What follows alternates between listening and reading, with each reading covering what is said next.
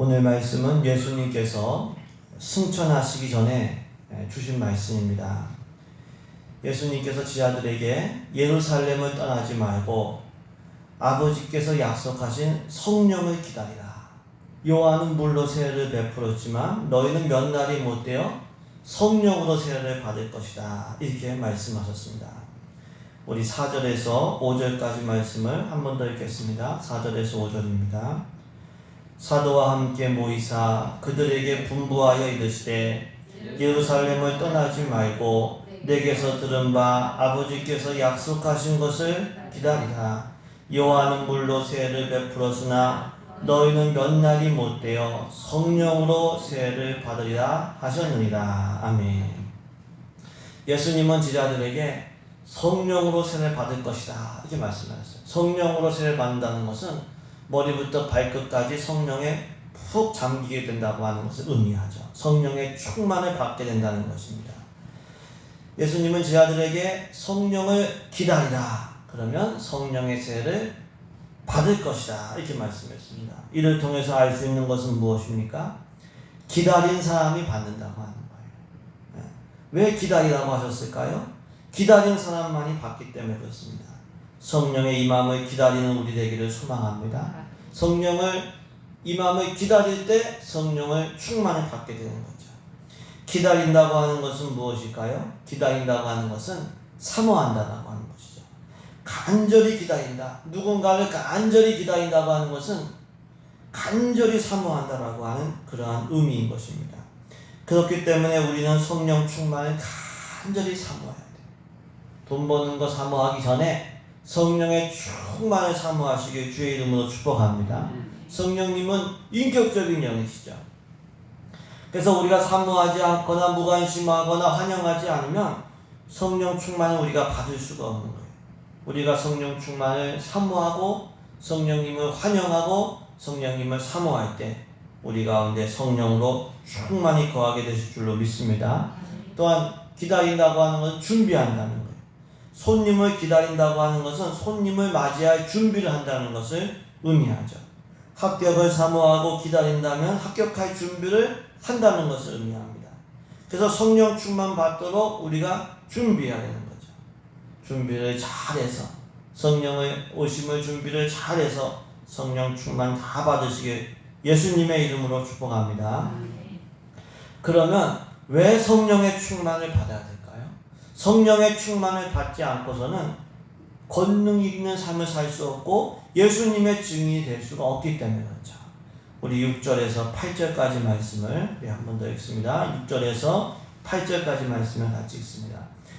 그들이 모였을 때에 예수께 여쭈어 이르되 주께서 이스라엘 나라를 회복하심이 이때니까 하니 이르시되 때와 시기는 아버지께서 자기의 권한에 두셨으니 너희가 알 바 아니요 오직 성령이 너희에게 임하시면 너희가 권능을 받고 예루살렘과 온 유대와 사마리아와 땅끝까지도 내 증인이 되리라 하시니라. 아멘. 제자들의 관심은 지금 이스라엘의 회복, 정치적인 독립에 있었어요. 언제 로마로부터 회복된가? 여러분의 관심은 어디에 있어요? 지금 여러분의 생각은 어디에 있습니까? 제자들의 관심은 정치적인 문제에 있었어요. 그래서 언제 그 일이 일어나냐고 물었어요. 하지만 예수님은 그것은 하늘 아버지께서 하실 일이니까 너희가 알 바가 아니다. 너희의 관심은 성령님께 집중해라. 오직 성령이 임하시면 너희가 권능을 받게 될 것이고 땅끝까지도 예수님의 증인이 될 것이다. 이렇게 말씀하셨습니다. 이를 통해서 우리는 성령 충만 받지 않고는 권능 있는 삶을 살 수가 없음을 알 수가 있어요. 성령 충만 받지 않고는 예수님의 증인이 될 수가 없어요. 내 힘으로 할 수가 없어요.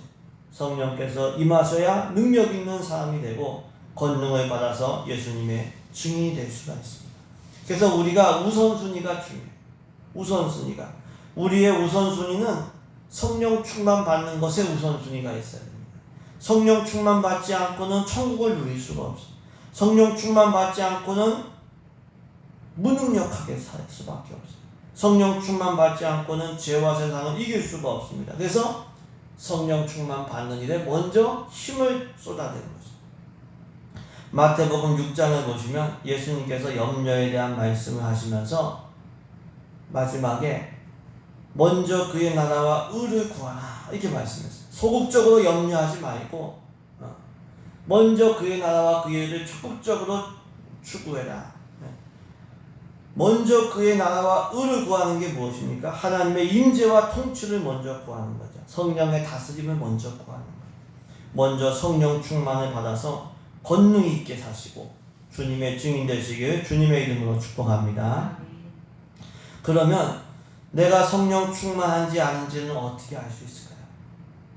마태복음 7장에서 예수님은 열매로 그들을 알지니 열매로 나무를 안다 말씀합니다. 가시나무에서 포도를 엉겅퀴에서 무화과를 딸 수 없다고 했어요.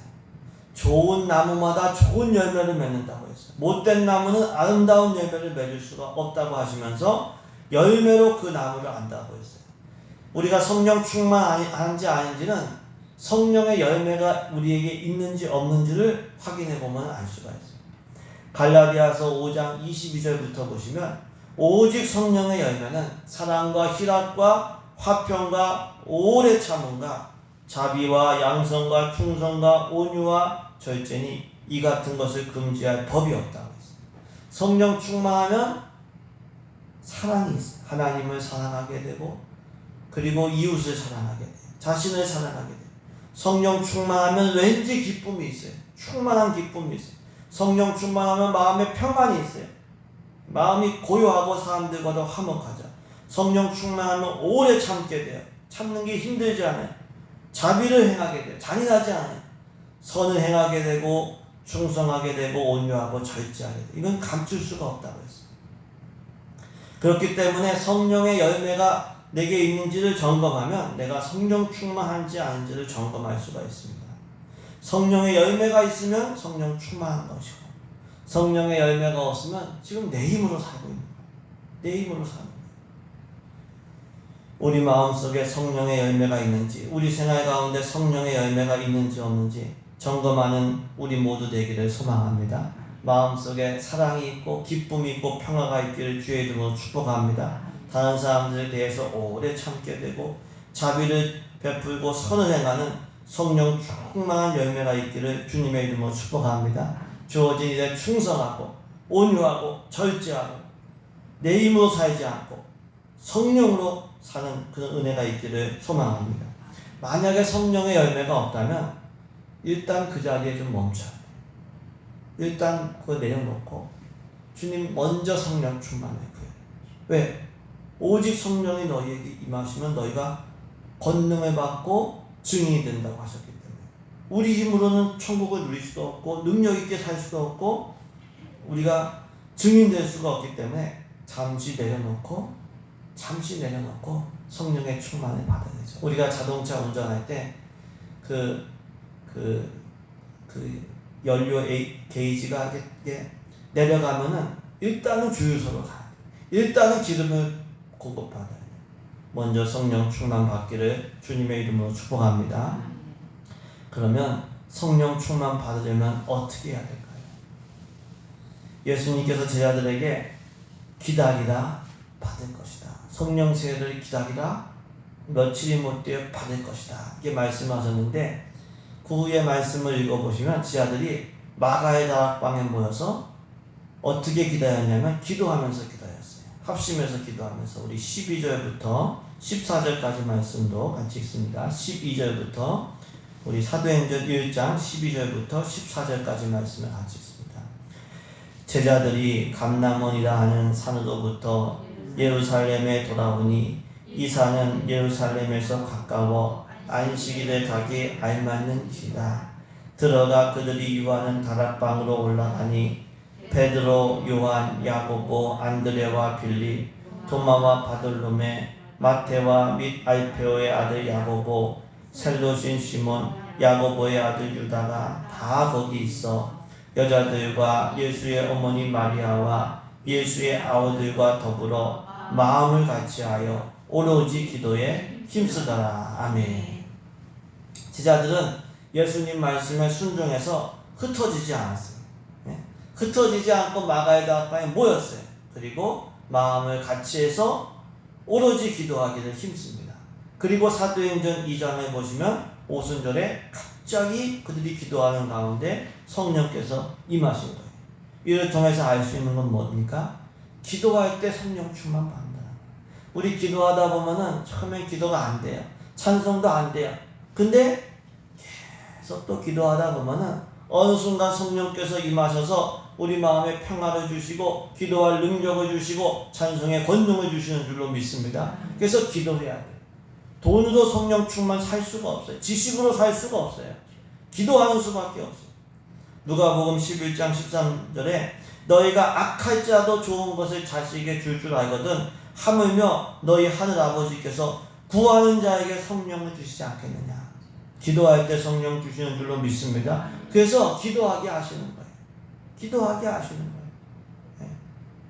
때로는 고난을 하나님의 부르심의 확성기라고 하는 이유가 고난도 주시는 이유가 기도하라고. 네. 기도할 때 성령 충만 받기 때문에. 성령 충만 우리가 봉사 많이 하고 선행을 많이 한다고 해서 받을 수가 없어요. 기도할 때 성령 충만을 받게 되는 거예요. 그래서 우리는 오로지 기도하기를 힘써야 돼요. 오래 믿어도 기도해야 돼요. 기도하지 않으면 성령 충만 받을 수가 없어요. 기도에 힘쓰는 우리 되기를 소망합니다. 우리 교회가 기도에 강한 교회 될 줄로 믿습니다. 근데 어떻게 기도했냐면은 함께 모여 마음을 같이 하여 기도했다. 합심 기도했다고 하는 합심 기도. 그래서 모이는 일에 힘을 써야 돼요. 교회라고 하는 헬라어 단어 에클레시아가 부르심을 받은 사람들의 모임이라는 뜻이에요. 공동체. 그러니까 모이기를 패하지 말라고 말씀하셨어요. 히브리서 말씀에 모여서 합심해서 기도할 때 합심해서 모두가 성령 충만 받게 되는 줄로 믿습니다. 우리가 잘 모이고 마음도 같이 하고 잘 기도하는 성령 충만 받으시길 주의 이름으로 축복합니다. 이렇게 기도할 때 성령 충만 받는 거예요. 다른 방법이 없어요.